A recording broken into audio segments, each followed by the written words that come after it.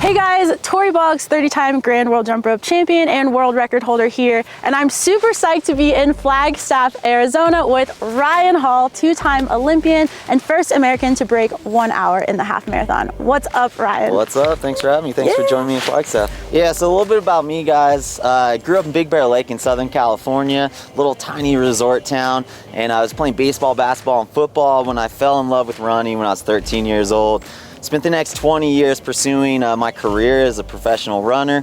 Ran at Stanford University, won an NCAA title in the 5,000 meters there before beginning my official career as a pro runner.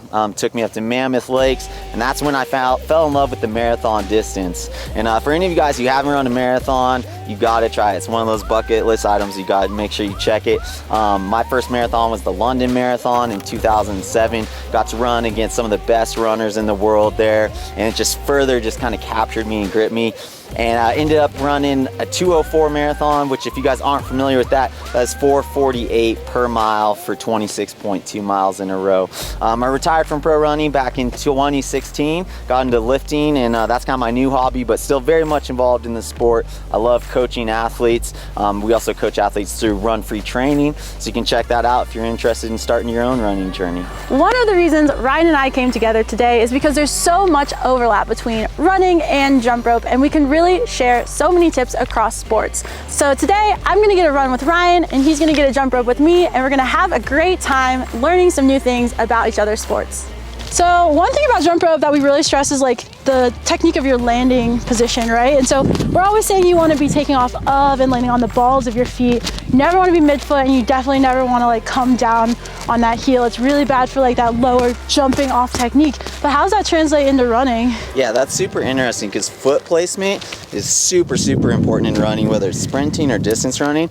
And a lot of distance runners get this wrong. So you see a lot of distance runners actually roll through their heel, which takes way longer. Okay. It's also way more jarring on your legs. So in the same way you guys don't want to hit on your heel, runners don't want to hit on their heel first. Okay. So they do. We want to contact the ground, similar jump roping, forefoot, but not so much forefoot that you never come down. Like you should contact the ground in the middle of your foot, because otherwise if you're so much up here, it's so stressful on your lower legs, your Achilles, your risk of injury is like skyrocketed. And that's, The interesting thing is, I don't know if it's like this in jump roping, but in running, there's people with all kinds of different form.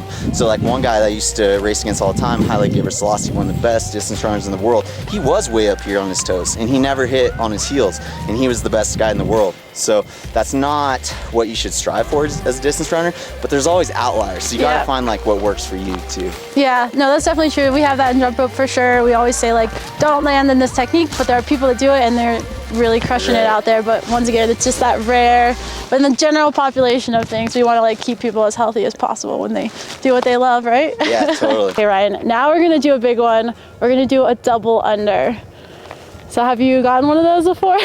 Never been successful. I've tried many times. So I'm hoping that you have some technique tips that are going to clean me up. All right, yeah, let's give it. The first way to do it is really just to go for it, and then I can kind of be able to analyze and give you some tips that way. So there's no technique tips? No, there's definitely, I need to see it first. But let's start out by doing 3 jumps and then 1 double under attempt. Attempt it. Yeah, so it's like 1, 2, 3, da-da.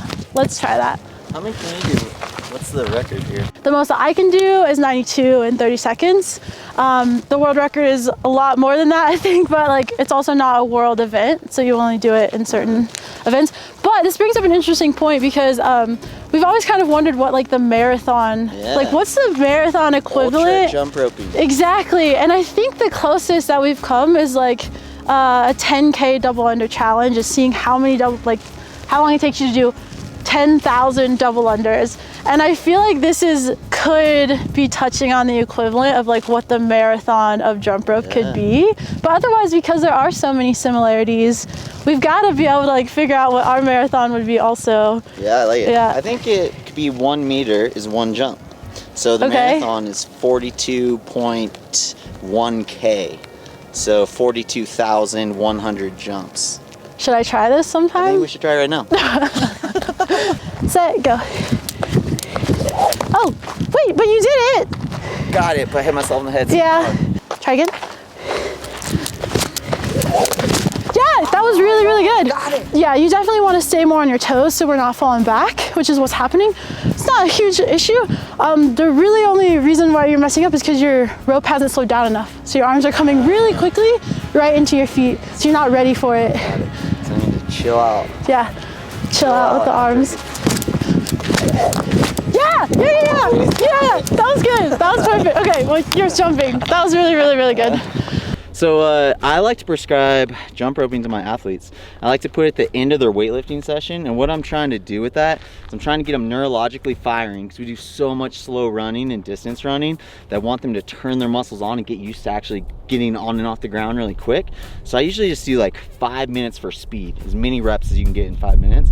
But what would you recommend for maximum strengthening of the lower legs, of the calf, of the feet, but then also trying to neurologically get things turned on like that? What would you recommend is the best way to use that 5 minutes of time? So when it comes to training jump rope, especially for competition, we do what we call the speed step, and that's kind of what we were learning earlier with the jog step. But in this case, it's not about kicking our heels towards our back, because we're not working on our hamstrings. We're actually working on like our hip flexors and that fast action, right? So I would really recommend training that speed step, because the goal would be to get from like this point to like be able to kind of pick it up and go a lot quicker. That like fire, that muscle fire action, and then of course that works your arches, your calves, even your shins to a certain standpoint. So. I love that, because that's so running specific, because every single time we're coming down on one foot. All right, so usually when we start out with the workout, we start out with some dynamic flexibility before. I'm not a big fan of static stretching when your muscles are so cold, so we're trying to open everything up. All right, so we start out with our dynamic flexibility. I love leg swings. You guys do leg swings? Yeah. So just straight forward. I'm just trying to really, whoa. So runners tend to be super tight. How's it with jump rope? Yeah, we definitely need to work with that, but some of our skills actually require a little more flexibility. Like if you're doing different types of movements, and they're movements that I want to do. Right. So it's like I gotta work on that. It's a constant struggle though. I've never seen anyone do this in running. So in running, it's interesting because you actually want a little bit of tightness. Okay. So in running, you're thinking about like your legs are like springs off the ground. Yeah. So a little bit of tension in your muscles is actually helpful in getting on and off the ground super quick. Okay. But you do want full range of motion, right? Because you don't want restriction. All right. So we did our dynamic flexibility. Usually we just go into some easy jogging. And we kind of like to look at like, we start out with the walk actually. So you start out just walking, and the progression of running and running form is actually from walking. So your hands are down by your sides, really loose, and your foot placement does change. Usually when people walk, they do roll through their foot. And as the speed increases, you're gonna drift more and more towards your forefoot, and your arm carriage is gonna come up, right? So when we're just jogging easy, your arms are nice and low, shoulders are relaxed, everything's relaxed. And then as we're going quicker and quicker, your arms are just gonna come up higher and higher. And then you see like world-class sprinters, they're like way up here, right? Super high arms. So just think about it that way. It's like we're transitioning from walking to easy running, and then that's gonna take us to the next portion of our workout. And that will be drills and strides, and then we'll start our actual fast running. All right, so Tori, I imagine you're gonna be super good at these considering your jump rope background, but we start out with some drills and strides. And if you're doing all these drills, if you think about these basic cues, it's gonna help you do it really well, is you wanna stay tall, right? So you do that by keeping your hips under you. So that your hips are tucked under you, staying nice and tall. And then imagine yourself being a pencil with just a slight forward lean. So in running, we wanna use gravity to our advantage because everything's going forward. So we want gravity to be pulling us forward. So imagine it pulling you forward from your chest. Now the temptation would be for your hips to come out under you when you're doing that. We don't want that. So that's where that cue of having your hips under you is super important. And then everything's nice and tall, coming off this back leg with a nice straight back leg, getting full extension out of the ground. And then foot contact, as we talked about before, mid-foot. But the cue, what I want you thinking about, what's really important with running is the mind-muscle connection, being able to fire things. So with running, when you contact the ground, don't think about pulling the ground, think about pushing through the ground. Okay. So you're using your glute, which is the strongest muscle in your body, to drive through the ground rather than using your hamstring to pull the ground like a tiger, okay? So really thinking about pushing through the ground. All right, so we've done our easy warm-up, done our dynamic flexibility, done our drills. Now we gotta do a couple strides and then straight to the workout. So for the strides, just starting out at like 80% max sprint speed for about 60 meters. And then each stride gets a little bit faster, and it's just shy of kind of like an all-out sprint. Okay, how do I know what my 80% is? You just calculate in your head. 80%, got it. Perfect. No, that's a good question. It's just a feel thing, right? Like for something to feel like 80% of your max should feel like pretty comfortable, like you could keep going for double the distance if you wanted to. Okay. Yeah. All right, so we're ready to start our workout. I love doing 200 since we're up here at 7,000 feet. It's a distance you can kind of get away with a little bit. Okay. If we're doing 400s, you're gonna be really gassed. So we'll do some 200s today. We'll do sets of 6. We'll do 2 sets of 6. We'll take 3 minutes between sets. We'll take 60 seconds between 200s, and we'll run those at right about 800 meter current fitness level. You're super fit, your cardio is really good. I think you could probably do that. So we'll be running these 200s right about 5-minute pace, which is 37.5 per 200. Okay. I've been in the darkness for 40 days.